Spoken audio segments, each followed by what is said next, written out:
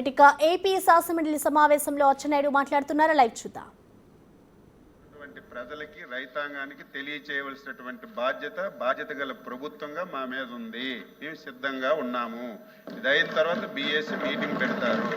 మీరు సమయం ఇవ్వండి. స్టేట్మెంట్ ఇవ్వమంటే స్టేట్మెంట్ ఇస్తాను. ఒకవేళ డిస్కషన్ పెడితే డిస్కషన్ మీకు సమాధానం చెప్తాను. వాస్తవాలు రైతులకు తెలియచేయాలి.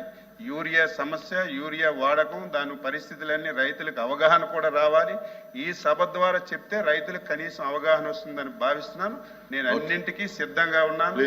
ఈ సంవత్సరం 14 మాసాలు ఈ రాష్ట్రంలో పంటలకి ధరలు వచ్చేటప్పుడు, ధరలు పడిపోయేటప్పుడు ఈ ప్రభుత్వం ఏ విధంగా ఆదుకుంది, ఎంత సహాయం అన్నీ చెప్పడానికి నేను సిద్ధంగా ఉన్నాను.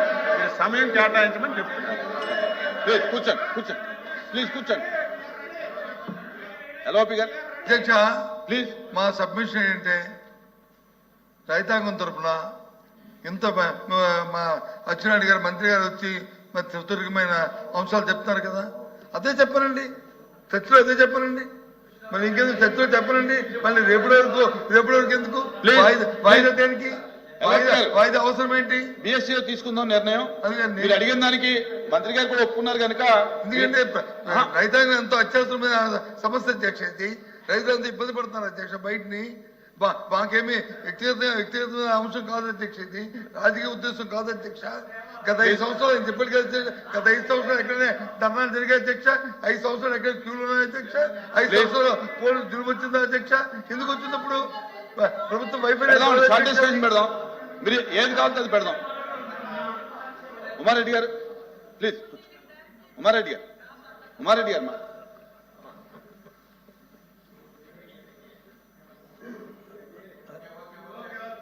అధ్యక్ష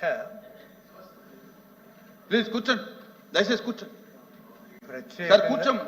ఎల్ఓపి గారు మీ సభ్యులను కూర్చోబెట్టండి సార్. ప్రత్యేకంగా యూరియా అప్లికేషన్ టు ప్లాంట్ ఇది టైం బౌండ్ అధ్యక్ష.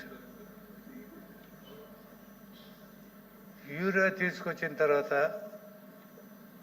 దాన్ని వేయాలి ఫలానా రోజులోగా అని అంటే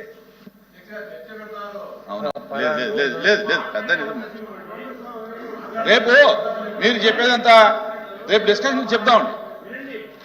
మీరు రేపు డిస్కషన్ చెప్దాం. ఆ రోజులోగా అప్లై చేస్తేనే దాన్ని ఫుల్ ఫ్లెడ్జ్డ్ అడ్వాంటేజ్ ఉంటుంది తప్ప రేపు మాట్లాడదాం. అది నిదానంగా మేము సప్లై చేస్తాము తర్వాత రేపు మాట్లాడదాం దాని మీద. సార్ రైతులు ఆందోళన చేస్తున్నారంటే గతంలో దీని మీద డిస్కషన్ రేపు మాట్లాడదాం. ఇంత భారీగా రైతులు యూరియా దగ్గర డిమాండ్ చేయడం అనేది గతంలో ఎప్పుడు లేదు సార్. ఇవాళ ఎందుకంటే ఏరియా పెరిగింది సార్. రేపు డిస్కషన్ పెడదాం. డిస్కషన్ లో మీరు అంతా మాట్లాడుతురు. మీరు మాట్లాడుతురు. రేపు పొద్దున మాట్లాడుతురు. కూర్చోండి. ఏరియా పెరిగింది. ఇంకా లేదు కూర్చోండి. దయచేసి కూర్చో ప్లీజ్ కూర్చోండి. ఎల్ఓపి గారు రేపు డిస్కషన్ లో మాట్లాడొచ్చు. అన్ని ప్రభుత్వం ఒప్పుకుంది కదా.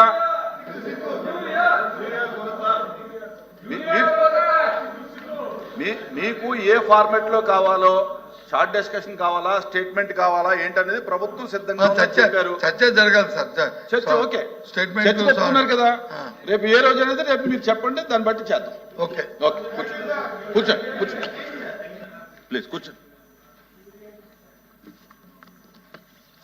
మీ సప్లిమెంటరీ అయిందా మీది? ఓకే. నెక్స్ట్ ఎవరు ఉన్నారు సప్లిమెంటరీ? మంత్రి గారు సమాధానం. ధన్యవాదాలు అధ్యక్ష. ముందుగా మొట్టమొదటిసారిగా శాసన మండలికి వచ్చి మొట్టమొదటి ప్రశ్న అడిగిన గ్రీష్మ గారిని అభినందిస్తున్నాను. అది కూడా ఆరోగ్యం మీద, ప్రజా ఆరోగ్యం మీద వారికి ఉన్న చిత్తశుద్ధి తెలియజేస్తుంది అధ్యక్ష. గతంలో కొత్తగా ఇప్పుడు ఒక 100 PSCలు మంజూరు చేయడం జరిగింది అధ్యక్ష. గతంలో 2021 సంవత్సరంలో, తర్వాత 22 సంవత్సరంలో కూడా వీటిని జీవోలు ఇచ్చారు, అడ్మినిస్ట్రేటివ్ శాంక్షన్ ఇచ్చారు. చేయాలి చెల్లికి పెళ్లి మళ్ళీ అన్న చందంగా. కానీ నిధులు మాత్రం మంజూరు చేయలేదు అధ్యక్ష. కూటమి ప్రభుత్వం చంద్రబాబు నాయుడు గారి నాయకత్వంలో ఈ 100 PSCలు 88 కొత్త PSCలకి 12 డిలాపిడేట్ స్టేట్లో ఉంటున్న PSCల భవన నిర్మాణం కోసం కేంద్ర ప్రభుత్వం సహకారంతో 15th ఫైనాన్స్ కమిషన్ కింద, అదేవిధంగా ప్రధానమంత్రి Ayushman Bharat health infrastructure machine కింద 194 కోట్లు మంజూరు చేయడం జరిగింది అధ్యక్ష. దీంట్లో భాగంగా 46 పిఎస్సీలని ఆర్ఎండ్బి, అదేవిధంగా 56 పిఎస్సీలని ఏపీఎంఐసిడిసి కూడా నిర్మిస్తున్నాయి అధ్యక్ష. అదేవిధంగా కొన్ని చాలా ఖాళీలు ఉండే అధ్యక్ష, వాటిని ఖాళీలు పూరించడం జరిగింది. అయినప్పటికీ కూడా కొన్ని ఖాళీలు పిఎస్సీల్లో ఉన్నాయి, వాటిని కూడా పూరించే దిశగా ప్రయత్నాలు చేస్తున్నాం. వివిధ విభాగాల్లో ఇప్పటికీ 2600 ఉద్యోగాల నియామకాలను కూడా చేపట్టడం జరిగింది. అదేవిధంగా 62 ల్యాబ్ టెస్ట్లని 172 మందుల్ని కూడా ఎటువంటి ఆటంకం అంతరాయం లేకుండా సమృద్ధిగా ఉంచి సరఫరా చేసే ప్రయత్నం చేస్తున్నాం అధ్యక్ష. అదేవిధంగా మందులు, ఇతరత్ర సర్జికల్స్కి, కన్జ్యూమబుల్స్కి ఏటా ఒక్కొక్క పిఎస్సిలో 11,71,560 రూపాయలు కూడా ఖర్చు చేయడం జరుగుతుంది.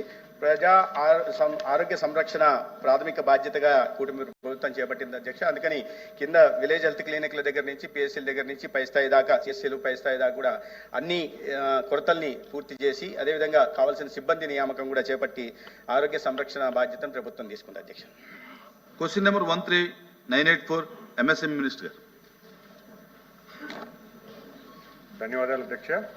మొదటి ప్రశ్నకు సమాధానం, 50 నుంచి 59 సంవత్సరాల మధ్య వయసు గల 60,999